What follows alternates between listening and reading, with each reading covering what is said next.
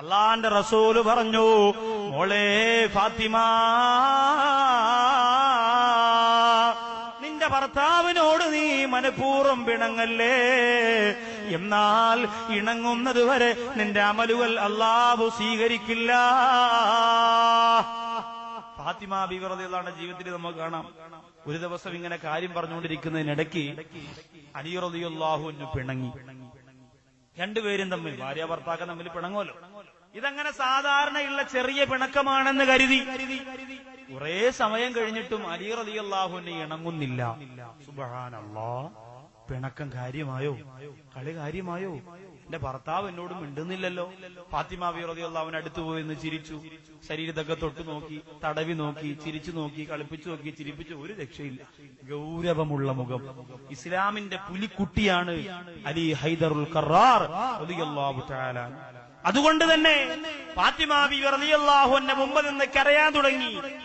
70 പ്രാവശ്യം, മറ്റൊരു ഹദീസിൽ 80 പ്രാവശ്യം അലി റളിയല്ലാഹു അൻഹു എന്ന ഭർത്താവിന്റെ ചുറ്റും ഫാത്തിമ ബീവി റളിയല്ലാഹു അൻഹ പല രൂപത്തിലും കോലത്തിലും ചിരിച്ചും ചിരിപ്പിച്ചും ഒക്കെ ഇങ്ങനെ കറങ്ങി.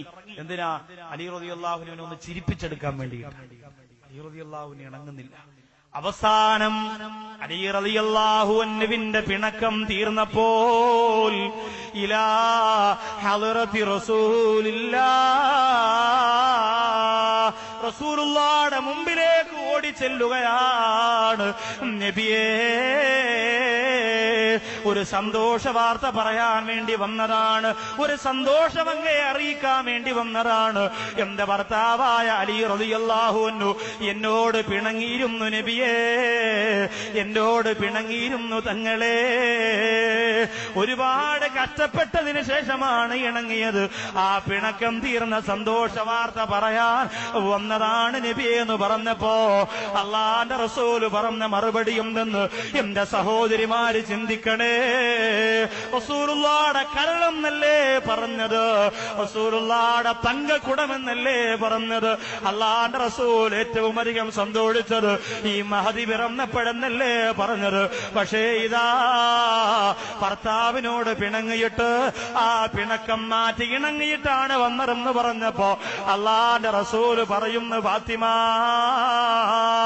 ആ ഭർത്താവിന്റെ കൂടെ പിണങ്ങിക്കഴിഞ്ഞപ്പോഴാണ് നീ മരിച്ചിരുന്നത് എങ്കിൽ മാ സല്ലൈതു ബികി യാ ഫാത്തിമ, നിന്റെ മയ്യത്ത് നിസ്കരിക്കാൻ ഞാൻ കാണൂല ഫാത്തിമ. ഭർത്താവിന്റെ കൂടെ പിണങ്ങിയിരിക്കുമ്പോഴാണ് പൊന്നുമോളെ നീ മരിച്ചു പോകുന്നതെങ്കിൽ നിന്റെ മയ്യത്ത് നിസ്കരിക്കാൻ ഞാൻ കാണൂലെന്ന് ആരംഭപ്പൂവായ നബി മുഹമ്മദ് മുസ്തഫ. ഭർത്താവ് ഗൾഫിൽ നിന്ന് കഷ്ടപ്പെട്ട് കൊണ്ടുവരുന്നതല്ല വാരി വലിച്ച് സന്തോഷത്തോടെ വാങ്ങിവെക്കാനല്ലാതെ അതിന് പകരം ഇന്ന് വരെ പിരിച്ചെന്തു കൊടുത്തു. എന്റെ പ്രിയപ്പെട്ട ഭാര്യമാരെ, ആലോചിക്കേണ്ട വിഷയമാണ്, ചിന്തിക്കേണ്ട വിഷയമാണ്. എത്ര ദിവസം നിന്റെ ശല്യം കാരണം മരിച്ചാ മതി എന്ന് നിന്റെ ഭർത്താവ് പറഞ്ഞിട്ടുണ്ട്. ഈ വീട്ടിനകത്ത് സ്വസ്ഥതയില്ലല്ലോ, ഇവിടെ സമാധാനമില്ലല്ലോ എന്ന് പറഞ്ഞുകൊണ്ട് വിഷമത്തോട് തലയിൽ കൈയും വെച്ച് വീടിന്റെ സിറ്റൗട്ടില് എത്ര ദിവസം എന്റെ മണിക്കിണറിലെ പെങ്ങളെ നിന്റെ ഭർത്താക്കന്മാര് വന്നിരുന്നിട്ടുണ്ട് മോളെ.